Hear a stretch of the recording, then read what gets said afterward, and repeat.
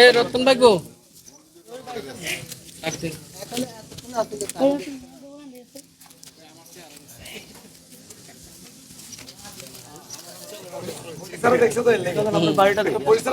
মানে আর আক্রমণ করার চেষ্টা করে, আক্রমণ করে মানুষের ভয়ভীতির মধ্যে রাখে যাতে তারা মানে চাঁদাটা দিতে পারে।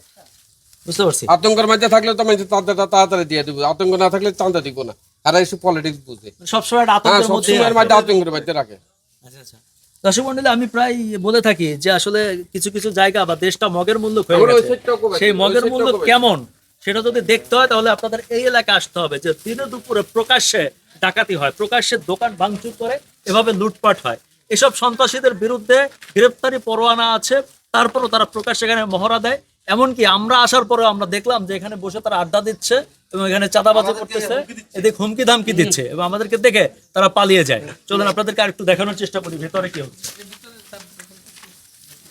এই অবস্থা সব নিয়ে গেছে, মাঝখানে সব নিয়ে গেছে।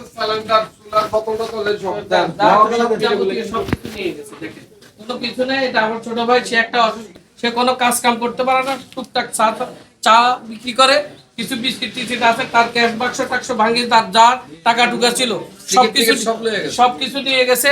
আপনারা দেখেন তার দোকানটা কোবাই, কোনো কিছুই রাখে নাই। প্রতিটা সাইড আপনারা দেখেন, তারা এভাবে তাদেরকে চাঁদা দিতেই হবে, চাঁদা না দিলে এই এলাকায় তারা বাঁচতে দিবে না।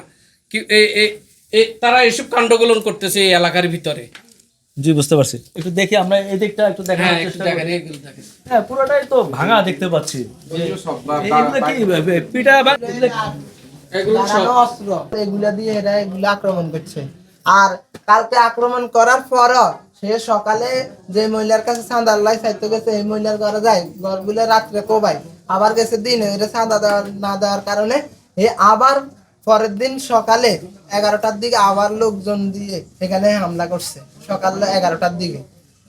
আমরা তো আপনাদের কাছে বলতেছি, আমাদের নিজেদের তো জীবনে বাঁচতে হবে, আপনারা এগুলা প্রতিরোধ করার জন্য আমি প্রশাসনদের লক্ষ্য দৃষ্টি রক্ষণ করে বলতেছি যে এদেরকে আইনের আওতায় নিয়ে একটি শাস্তি দেয়। আমার এটাই আশা।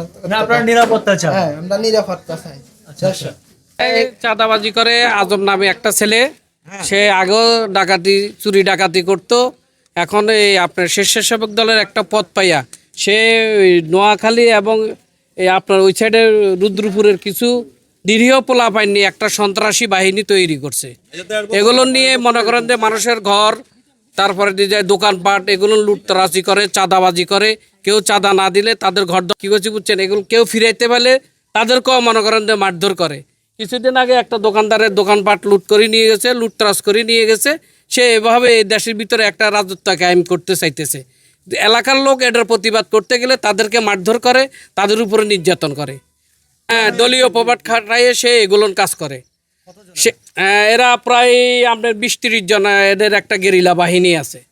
কি বুঝছেন? নামটা কি একটু নামটা বলেন। এরা সন্ত্রাসী, চাঁদাবাজি, এরা মানুষের এদেরকে টাকা দিতে হবে।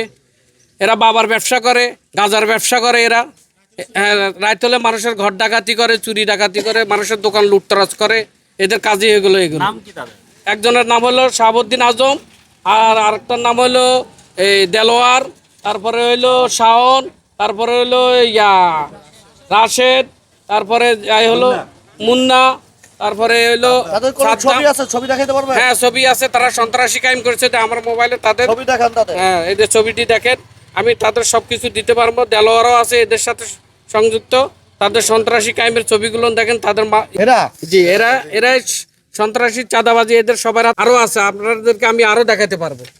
এদের আরো অস্ত্র সহ ছবি আছে, হেলমেট মাথায় দিয়ে ইয়ার পরে মুখোশ বান্ধে এই দেশে আসি সন্ত্রাসী, ডাকাতি, চাঁদাবাজি করে।